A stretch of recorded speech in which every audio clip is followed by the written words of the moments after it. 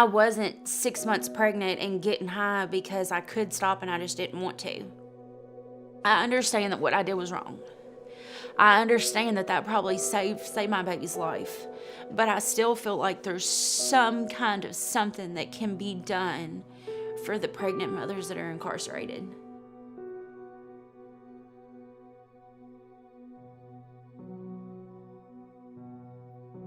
I just don't view that having a dignified birthing experience is somehow special treatment. I think it's just humane treatment.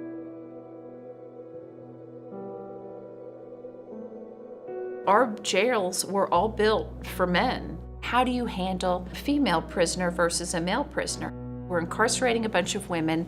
They are primarily addicted, which has caused them to commit these crimes. Why are we putting them in prison? Why don't we start to talk about how do we get them into recovery?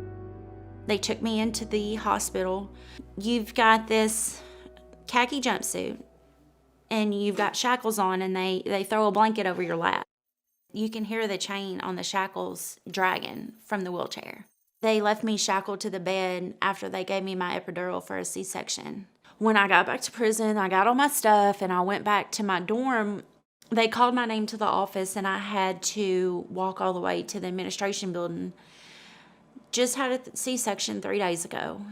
And walking's the very last thing you want to do after a C-section. You have to walk a good distance 3 and 4 times a day and stand in line in the cold. Regardless of what I did and the choices that I made, like, that's not okay.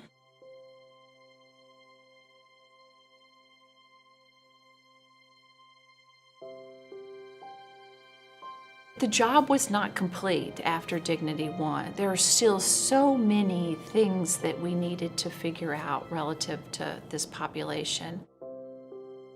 Postpartum care is non-existent. I mean, even something as simple as breast pads. It's non-existent. You don't have it. You've gotten a certain number of panty liners that you get to go through. And after that, that's it.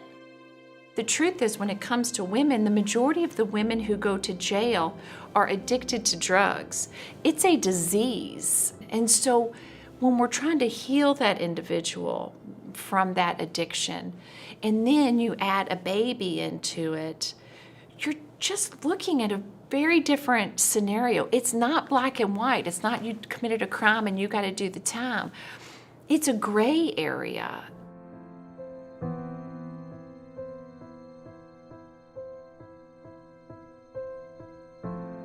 The other aspect of the Dignity II bill that I think is really important is that we need to start doing data collection.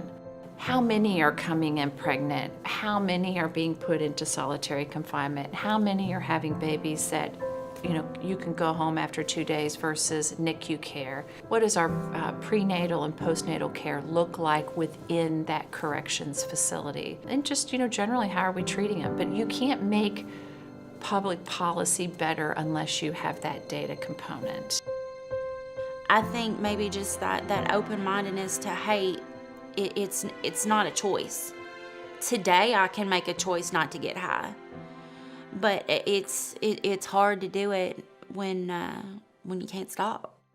We call it the Dignity Bill, and some people say dignity. Well, these people are incarcerated, and I'm like, well, yeah, they made a mistake. Some mistakes are more egregious than other mistakes. But I've never been, in my 51 years of life, I've always been forgiven for certain things. I've made amends for certain things. Incarceration is no different. Our goal is to make sure that that person not only makes amends, but then changes behavior. I have a job. I'm trustworthy. The stability that my kids have